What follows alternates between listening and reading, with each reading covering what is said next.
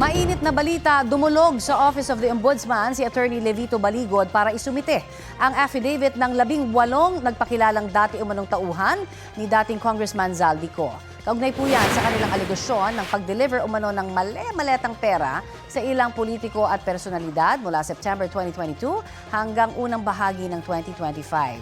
Sabi ni Baligod, inirefer nila ito sa Ombudsman para matukoy kung may nilabag nga na offense ang mga pinangalanang individual.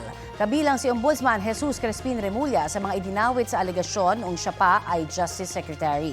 Pero ayon kay Baligod, wala silang ibang choice kundi sa Office of the Ombudsman ito ibigay dahil mga opisyal ng gobyerno ang nasasangkot.